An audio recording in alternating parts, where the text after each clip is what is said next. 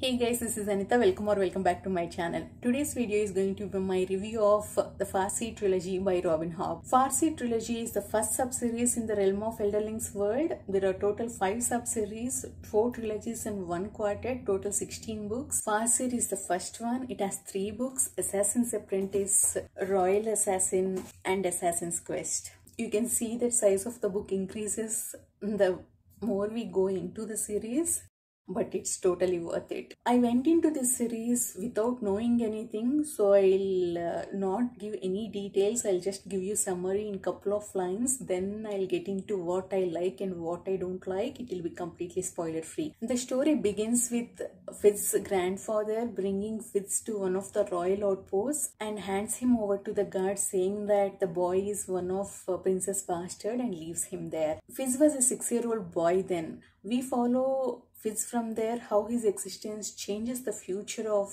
Six Duchies and what part he plays in court politics. This story is told in first-person POV. We are completely in Fitz's head throughout the trilogy, but it worked well in this series because of clever magic system. There are 2 kinds of magic in this series.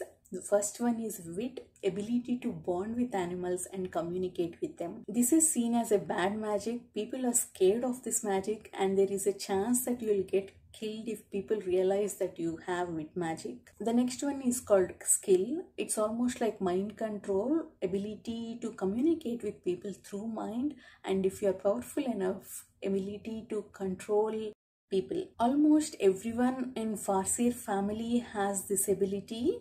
Farseer is the ruling family of Six Duchies. This is slow paced, but there are no infodumps. We get most of the background of world through epigraphs in the beginning of each chapter. I like the way Hobb structured this book. It worked for me. The focus is different in each book. The first book, Assassin's Apprentice, is focused in world building and introducing main players. The second book is more about court politics, and the third book about Fitz's emotional journey and his bond with other characters. Though the main focus is different in all 3 books, one common theme across all these is characters. Hobb's character work is top-notch. Not because they're skilled or brilliant or one-in-kind, but because of how realistic they are. Every character, including secondary characters, are relatable, their emotions make sense, and their dialogues are fantastic throughout the series. Fitz is not a smart character. He misses big clues most of the times.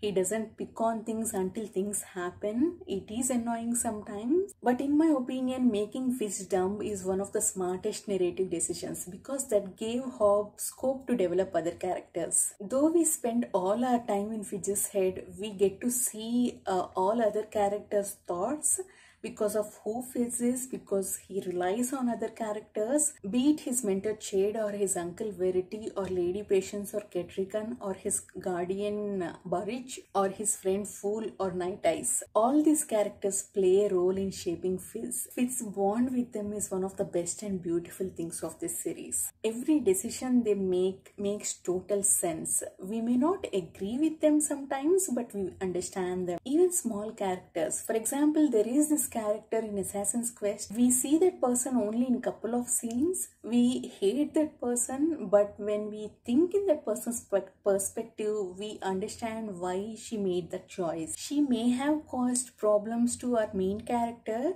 but we can clearly see why she did it. That made me feel bad for her. That's one of the best things about the series. Hobb managed to give enough background for this character in the first scene, so we understand her motivation in the second scene. That makes her decision more realistic.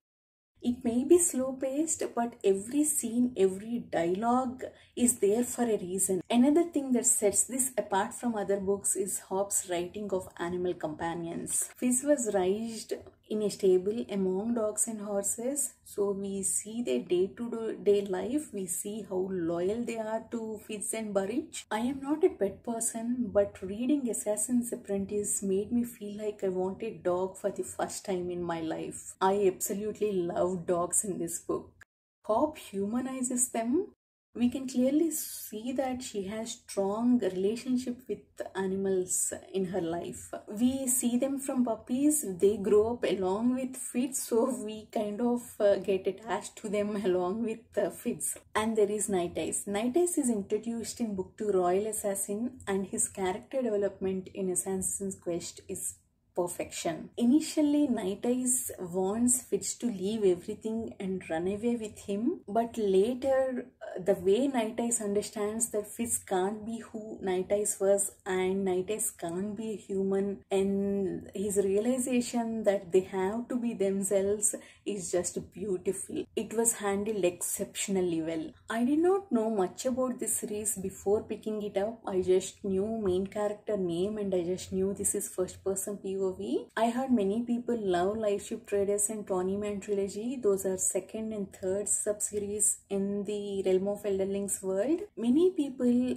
said that Farseer is slow paced and recommended them, though you don't like Farseer trilogy. So I went in with pretty low expectations and I was hooked from page 1. Hobb captured my attention with her writing. I had nostalgic feeling reading Assassin's Apprentice. As a kid, I read lot of short story collections in my first language. We had these monthly books for kids. There are different kinds of stories in that, but most of them were about kingdoms, mysterious travelers from sea, animal companions, and cool magic. This world reminds me of those stories. I absolutely loved my experience with Assassin's Apprentice. I'm always going to cherish that experience. I gave Assassin's Apprentice 5 stars. Royal Assassin picks up immediately after the events of Assassin's Apprentice, and we see Fizz dealing with his physical ailments and court politics. This book is more plot driven compared to other two, and it also has romance. I don't have any problem against romance in this book. Again, the decisions made by the girl made complete sense to me. But I gave Royal Assassin only 4.25 stars. I don't like repetition in books. Whenever one character is mentioned, we get background of that character, what happened with that character in book 1. That was repeated 2-3 times. I hated that. And I was also little disconnected about antagonist in this book. It felt like he was useless initially, and later it felt like he had everything in control. I would have liked some gradual exploration of that. Now I think about it, I kind of understand it's difficult to explore that in first person POV. Maybe I'm little harsh, but stakes get higher by the end of this book, and I loved the ending of book 2. And book 3, Assassin's Quest, completely blew my mind. We see Fitz dealing with the after effects of mind-blowing ending of book 2. That's just fantastic and realistic. And then Fitz finds purpose and starts on his journey. In the beginning, it was only Fitz and Night Eyes, and then later he joins with others for his quest. It is slow paced and it takes almost 600 pages to reach the destination, but I did not mind that because what we got was incredible. Fitz's skill ability is erratic. He got to spy on other people in random times through dreaming. Yes, sometimes it was annoying when Fitz did not pick on things even after listening to them talking about things. But we also got to see Fitz's emotional maturity in this book. He witnesses one emotionally crushing moment. The way he handles himself after that was just beautiful, and his emotions are totally relatable. There was this incident where he was angry with his mentor. He was in complete despair. Even then he was more angry with himself because he can't hate his mentor even after what he was trying to do. That made him feel weak.